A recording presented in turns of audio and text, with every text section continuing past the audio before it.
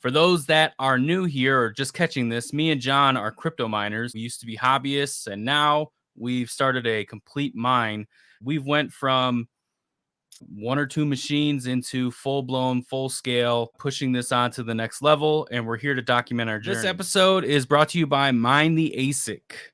Mine the ASIC is a great place for you to price out software, find trusted vendors like ourselves at Coastal Crypto, find out proof of work rankings, use a calculator, figuring out home mining, and etc. So just go out, check out minetheasic.com, and hopefully here soon you'll be able to find us under YouTube partners. So I asked Red Panda Mining to provide me with his efficiency sheet, which I'm sure he provides to all you guys on, if you guys watch or follow his channel, his spreadsheet of efficiency. I want to share that. So a little background. Me and John are huge fans of Litecoin and Doge. More Doge than Litecoin. That is primarily what we mine personally on our personal farm or our company farm. We do a little bit of Bitcoin, not too much. It's not crazy, but Litecoin, Doge, that's our sweet spot. And it's been steady, like throughout this entire bear market, things like that. It's been very reliable as long as we can keep the machines on. So Goldshell's coming out with like all these box miners, you know, the Mini Doge, the Mini Doge 2, Mini Doge Pro. They've had all these miners in the past that we really love, like the Goldshell X5.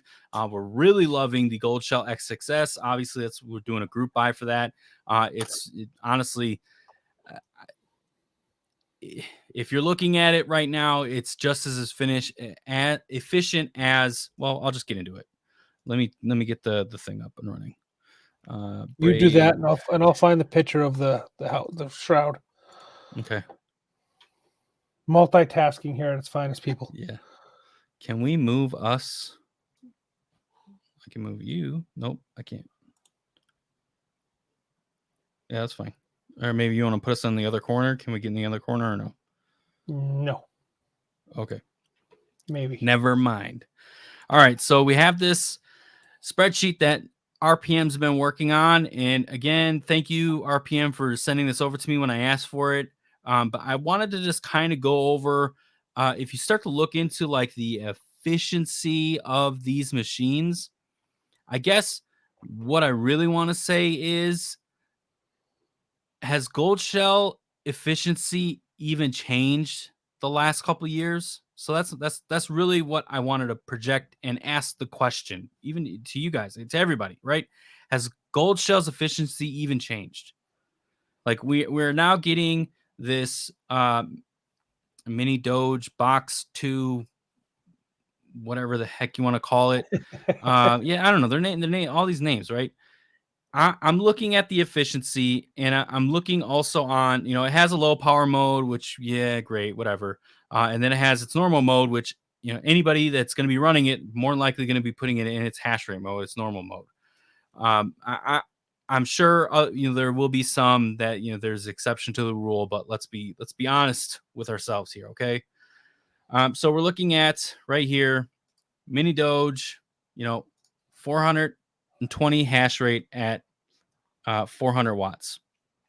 But then we're looking at here, the X6S, which we're currently boasting right now on Twitter. So I'm going to, transparent, upfront, telling you the whole reason this topic came up is because I started looking at, deals and trying to find stuff. 1330 hash rate, gigahash, right? 1.33 and 1300 watts. Like, seriously, it's literally the same machine. Like, yeah, maybe the efficiency is just a touch, but in reality, they both go up and down. It's the same. Look at the year gap between them, though, which is crazy. Yes, there. That's the big thing. So the Goldshell X6S came out like what, 2 years ago? More than that. Yeah, this machine is came old. Out just after the L3++. So well, you're talking 2018. Yeah, it was competing against the Antminer L5 at the time. So these machines, no one has them. by the way, the X6S, we have them. A couple of our clients have them, and that's it. No one in the States has this machine except for us. So this on itself is already a collector's edition rarity. And then in addition to that, the efficiency is just as good as if you were to get a Mini Doge too, but you're getting more hash rate. Now, mind you, it does cost a little bit more, but honestly, you're getting 3 Mini Doge 2s at that point, all these power connections, all this other BS, when you could just get one machine and focus on that. Right. I mean, and the Mini Doge don't support tuning. No, they don't. They have new firmware. The X6 has similar, GUI look, but it has the back door in place, so you can do some fine tuning on the 6S to make it a little bit more efficient. Yeah.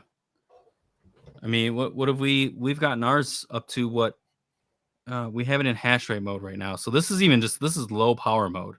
Right. So they do have the hash rate mode here. But our efficiency still, I mean, I don't think it was maybe 1600 watts, something like that. Like it. Yeah, we were using an 1800 watt power supply, and we were at just about 2 gigahash. So we were within that 80% rule is what we try to stick with. So we were at like 1670 roughly for watts in that range at just like it was 1.9 fluctuating to 2 gigahash.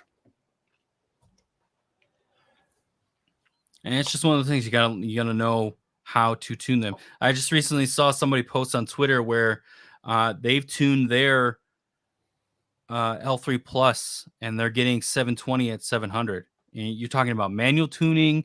You're getting extra pieces to manually adjust the voltage on like a power supply that you can turn the knob and adjust the voltage a little bit and keep the machine still hashing and doing its thing. But people are out there doing these things, and it's like, okay, what are you doing, Goldshell? Yeah. Crazy. Like you have to compete with, I even put this out on Twitter. You have to compete with Bitmain.